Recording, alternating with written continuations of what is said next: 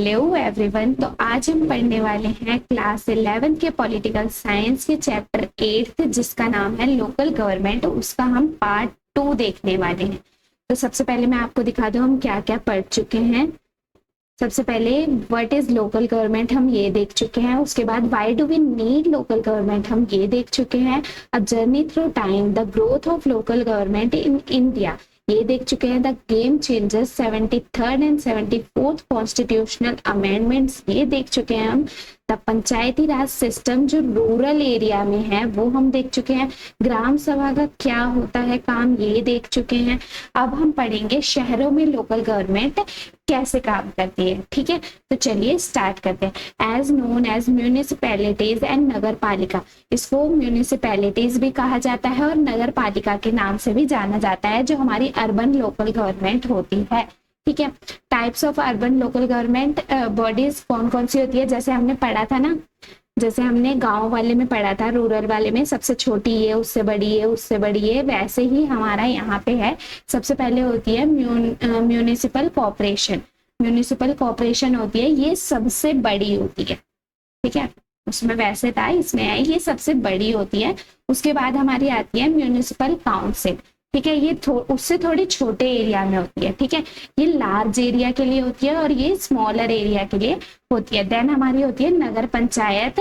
ये कौन से एरियाज के लिए होती है, जो ट्रांजिशन हो रहे हैं, गांव से जो शहर बन रहे हैं उनमें हमारी नगर पंचायत होती है। ठीक है, नगर पंचायत होती है जिनका ट्रांजिशन हो रहा है रूरल एरिया से अर्बन एरिया पे। ठीक है, सबसे पहले हमारी म्यूनिसिपल कॉर्पोरेशन, मतलब सबसे बड़ी वाली जो लार्ज एरिया के लिए होती है, लार्ज बड़े शहरों के लिए होती है, और म्यूनिसिपल काउंसिल जो स्मॉलर एरिया के लिए होती है। ठीक है, एंड देन हमारी नगर पालिका जो रूरल से अर्बन एरिया बन रहे हैं, धीरे धीरे डेवलपमेंट हो रहा है ना, उसके साथ जो बन रहे हैं उनके लिए होता है। ठीक है, इसका इंटरेस्टिंग फैक्ट ये है कि जो सबसे पहले म्यूनिसिपल कॉर्पोरेशन बनी थी, ये जो सबसे बड़ी वाली जो सबसे पहली बनी थी हमारे इंडिया में, वो मद्रास में बनी थी, जो आज के टाइम पे चेन्नई है। उससे पहले मद्रास बोला जाता था। तो 1688 में सबसे पहले म्यूनिसिपल कॉर्पोरेशन बनी थी चेन्नई में। ठीक है, तो चलिए आगे देखते हैं। की features of 73rd and 74th amendment. 73rd and 74th amendment में हमें क्या क्या बताया गया था, क्या क्या स्पेशल फीचर्स है, ये हम देखने वाले हैं। सबसे पहले रिजर्वेशन, जैसे हमने इलेक्शन में पढ़ा था ना, चाहे लोकसभा का इलेक्शन हो, इलेक्शन वाले चैप्टर में हमने पढ़ा था कि रिजर्वेशन दिया जाता है। रिजर्वेशन मतलब जो पिछड़े हुए लोग हैं, SC हो गए, ST हो गए, OBC वगैरह भी अगर सरकार चाहे तो इन सबको क्या, ये लोग पिछड़े हुए लोग थे, तो इनको रिजर्वेशन दिया जाता है कि कुछ सीटें इनके ऊपर तय कर दी जाती है कि भाई इतनी सीटें हैं, इतनी सीटों पर कौन बैठेगा, इतनी सीटों पर वोट सिर्फ इन्हीं लोगों को मिल सकता है और किसी को नहीं।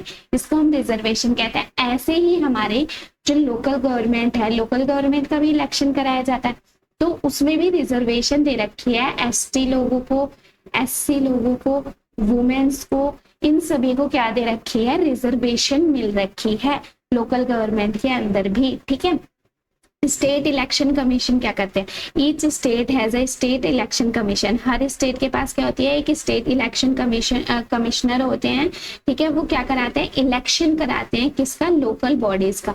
मतलब लोकल गवर्नमेंट का इलेक्शन कौन कराते हैं, स्टेट इलेक्शन कमीशन कराते हैं।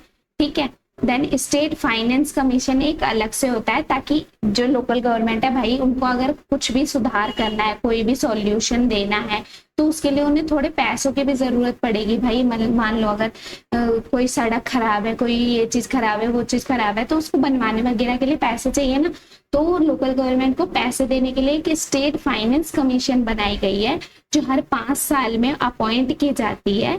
ठीक है, ये लोकल गवर्नमेंट के सारे खर्चे वगैरह पर क्या रखती है, नजर रखती है, और खर्चे वगैरह बांटती है कि भाई इतना खर्चा इस चीज पे होगा, इतना खर्चा इस चीज पे होगा, इतना खर्चा इस चीज पे होगा। तो आप समझ गए, 73rd एंड 74th अमेंडमेंट में यही लिखा है कि रिजर्वेशन है लोकल गवर्नमेंट के लिए, स्टेट इलेक्शन कमीशन इनका क्या कराएगी, इलेक्शन कराएगी, और स्टेट फाइनेंस कमीशन इनके पैसे तय करेगी कि भाई कितना खर्चा ये लोग कहाँ कहाँ करेंगे। ठीक है, तो चलिए आगे चलते हैं। अब हमारे फंक्शंस ऑफ लोकल गवर्नमेंट के फंक्शंस क्या होते हैं? सबसे पहले local government are responsible for a wide range of functions. इनके क्या क्या होते हैं? वाटर सप्लाई देखना, सभी के घर अच्छे से पानी पहुंच रहा है नहीं पहुंच रहा है, ये सब कुछ देखना इनका काम होता है। सैनिटेशन, गाँव में साफ सफाई है या नहीं, नाले वगैरह सही है या नहीं, गार्बेज अच्छे से मतलब इधर से उधर जा रहा है कि नहीं, कहीं गंदगी तो नहीं है, ये सब कुछ देखना होता है। रोड्स पे अच्छे से लाइट्स वगैरह है नहीं, रोड साफ है कि नहीं है, रोड्स पर जाम तो नहीं लग रहा, टूटी फूटी रोड्स तो नहीं है, ये सब कुछ देखना। प्राइमरी एजुकेशन, सभी बच्चों को एजुकेशन मिलनी चाहिए गांव में, ये सब कुछ ये देखते हैं। हेल्थ फैसिलिटीज, सभी की हेल्थ अच्छी रहे, कोई बीमार है तो उसको अच्छे से इलाज मिल सके, ये सब कुछ देखना इनका काम होता है, ठीक है। और 11th and 12th schedule of constitution list the function of the panchayat और म्यूनिसिपैलिटीज के फंक्शंस कौन बताते हैं? हमारे कॉन्स्टिट्यूशन के 11th एंड 12th शेड्यूल में लिख रखे हैं। 11th और 12th शेड्यूल जो है कॉन्स्टिट्यूशन का, उसके अंदर लिख रखे हैं कि पंचायत के क्या क्या काम है। ये तो थोड़े से बताए गए हैं लेकिन बहुत सारे होते हैं, ठीक है। चलिए आगे चलते हैं।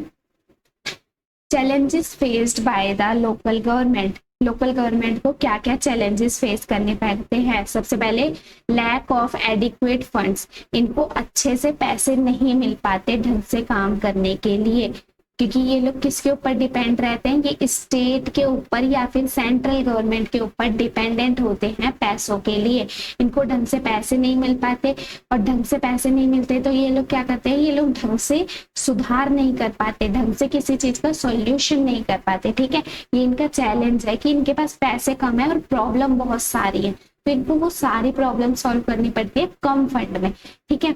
इंटरफेरेंस फ्रॉम स्टेट गवर्नमेंट, अगर स्टेट गवर्नमेंट बीच में आ जाती है तो इनकी कई बार इंपॉर्टेंस घट जाती है। State governments can dissolve local bodies को हटा भी सकती है, लोकल गवर्नमेंट को डिसमिस भी कर सकती है। कौन? State government. तो स्टेट गवर्नमेंट इनकी पावर्स को समझ लो कंट्रोल करके रखती है।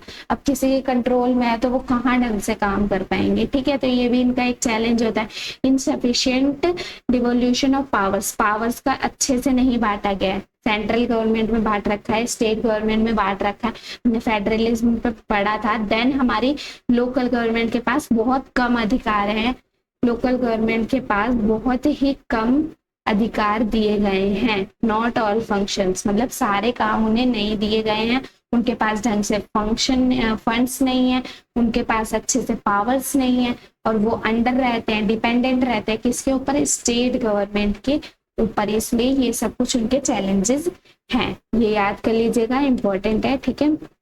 देन हमारा कंक्लूजन क्या है? इस पूरे चैप्टर की समरी देखेंगे इसमें। Local governments are the foundation of a strong and vibrant democracy. अगर लोकल गवर्नमेंट अच्छे से चलेंगी तो हमारी डेमोक्रेसी क्या होगी? बहुत ज्यादा स्ट्रॉन्ग एंड वाइब्रेंट होगी। क्यों होगी? क्योंकि लोकल गवर्नमेंट की पहुंच होती है लोगों को, लोग कहाँ तक पहुंच सकते हैं? लोकल गवर्नमेंट तक आसानी से पहुंच सकते हैं। अगर लोकल गवर्नमेंट अच्छे से काम कर पाएगी, मतलब लोगों को उनका अधिकार अच्छे से मिल रहा है, तो डेमोक्रेसी ऑटोमेटिकली क्या हो जाएगी? हाई हो जाएगी। Empowering local governments means empowering the citizens to shape their own destiny, है ना। अगर लोकल गवर्नमेंट एम्पावर करी जाती है, मतलब लोकल गवर्नमेंट को मजबूत किया जा रहा है, तो इसका मतलब क्या है कि हम सिटीजन्स को एम्पावर कर रहे हैं, मतलब लोगों को पावर दे रहे हैं कि भाई वो अपनी डेस्टिनी खुद लिख सकते हैं, मतलब अपना सॉल्यूशन खुद ढूंढ सकते हैं। अगर लोकल गवर्नमेंट से हम बोले भाई ये चीज कर दो, ये चीज कर दो, और वो सब कुछ होता जाए, तो किसी के पास कोई प्रॉब्लम नहीं रह जाएगी, है ना। बहुत सारे सॉल्यूशन ऐसे ही निकल जाएंगे और लोगों के पास थोड़ी सी पावर हो जाएगी। अगर हम लोकल गवर्नमेंट को मजबूत करते हैं तो लोग भी मजबूत होते हैं, डेमोक्रेसी भी मजबूत होती है। The journey of local self-government in India is a continuous process of strengthening grassroots democracy. अगर लोकल गवर्नमेंट को अच्छे से स्ट्रेंथन किया जाता है, उनको मजबूत किया जाता है, तो हमारी डेमोक्रेसी भी क्या होती है? अंदर ही अंदर से उसकी पूरी जड़ें मजबूत हो जाती है, मतलब हमारी डेमोक्रेसी बहुत अच्छे से लागू हो जाएगी।